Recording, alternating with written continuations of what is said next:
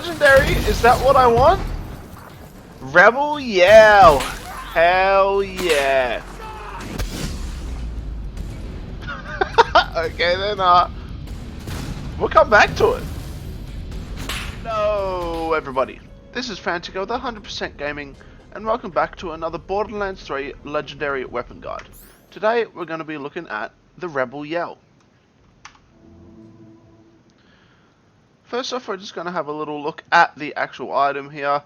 As you can see, it's cool, futuristic looking assault rifle. Little thumb grip there, there's the trigger and the handle. It's got these cool pipes coming around. It's got a nice lined finish on it. I have no idea what you call that, and a cool little skull detail there. But other than that, it's a pretty basic gun. Not too much to look at. It's just pretty, you know, futuristic and not fancy at all. Anyway, we're going to have a little look at the stats on it here. Damage 435, pretty decent. Accuracy 63. Handling 58. Reload time 2.3, it's pretty quick. Fire rate 10.6, yeah, that's alright for an assault rifle. And a magazine size of 22, which is decent as well. Now, you'll see here that it is a shock variant. It always is a shock variant, but that's only when you use the secondary fire rate and the sticky grenades, or the sticky bullets, or the tracker darts I should actually call them. Now the red text is, when you charge, you're like Furies. Now I do believe that this is a reference to some general yelling out to his soldiers during the American Civil War. It's basically him instructing his troops to go into battle, and that's what they yell.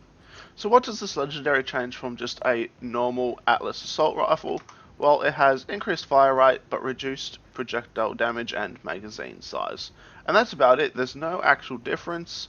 While shooting the gun, I don't see any, visual differences. It doesn't change what it does. Simply, you lock onto the target with the tracker darts, and then you shoot, and it locks onto them, and it hits them, no matter where they are, what they're doing. It's for that kind of reason, it's pretty good. We're going to just take a quick look at the parts here.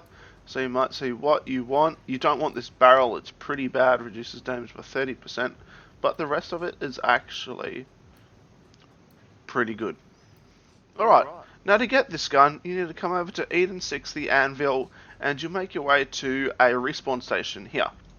Here's the start of the map. You need to make your way past where you find Tiny Tina, through here and to the left, not towards the Warden. Anyway, around here is a target of opportunity for 0, where you need to eliminate the Sky Bullies. So it's pretty easy. Every time you fight them, you save and quit, and you'll respawn back here. This is where we need to go from here. Now, depending on how many players, will depend on how many Sky Bullies will spawn, I believe. Playing solo, I only ever get 2 to spawn, but when playing as a group of 4, I've actually had 4 Sky Bullies spawn. So for this particular mob anyway, for this particular farm, it might be worth playing with more than one person. Anyway, so all you need to do is come into the room here, and there's the Sky Bully.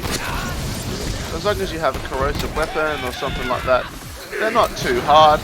But I found actually that you fight one off, you beat the first one, and there is a little bit of a glitch. The second one should come through here, but he doesn't. So what I like to do is turn around, run up these stairs here. If that guy's not going to block me, awesome. Once you get to this sort of section here, you'll find that the other one actually comes out. I'm not sure what the go is there, but that's how you can farm too. Of course, this is a legendary that drops from them.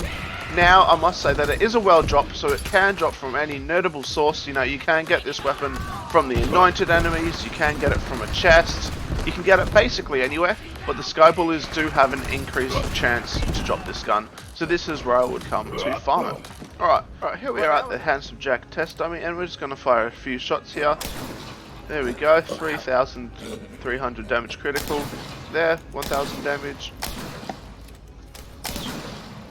2,000 there, alright, and a critical, 3,000, 7,000, 7,000, 3,000.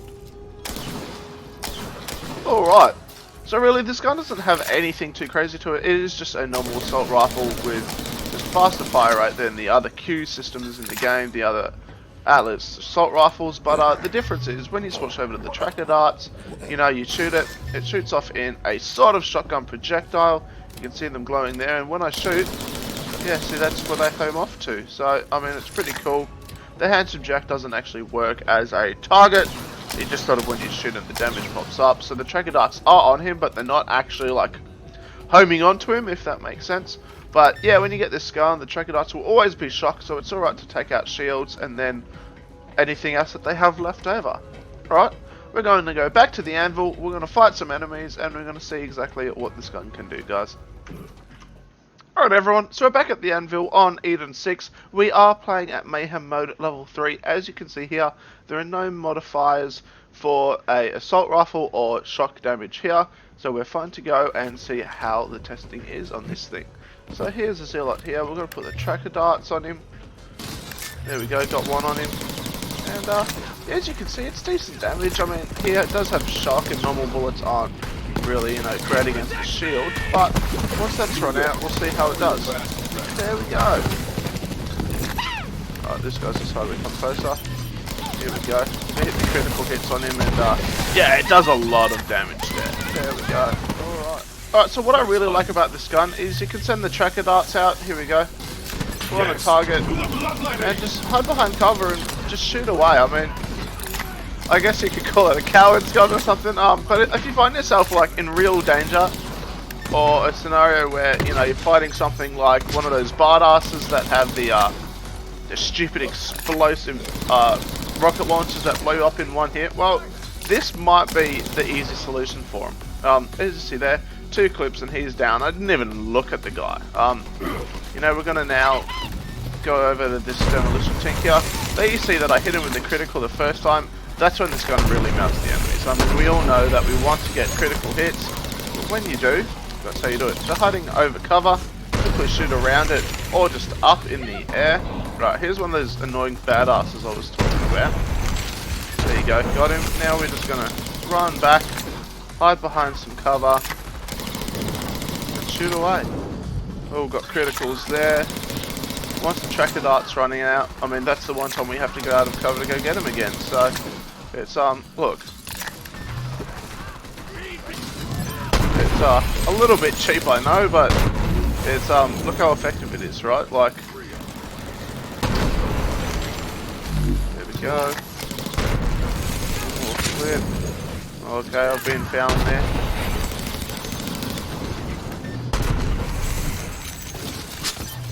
I mean, normally that badass would kill me just because, how stupid their damage is, but not this time, Alright, so final thoughts on the Rebel Yell. Look, it's exactly as you'd expect from a Atlas assault rifle. It's a bit of a shame that it didn't have any sort of unique, attributes to it, but that's alright, that's how it is. I'm actually surprised at the damage that it does, considering that it's meant to do less than a normal Q system, but I guess the enhanced fire rate makes up for that. If you're going to farm this weapon, guys, I seriously suggest trying to find one which has a better scope. If you don't, it doesn't matter, but the reason for that is when you fire the tracker darts, you really want to use the scope, try and get that critical hit, so the next shots that you fire, or all the shots that you fire that attract onto that target, will also be critical hits, rather than body shots. Now, personally, though taking out the badass was really fun, just sort of hiding behind cover, just shooting bullets left and right, doesn't really matter where, because they home to it. For me, it's not really the gameplay I look for in Borderlands 3.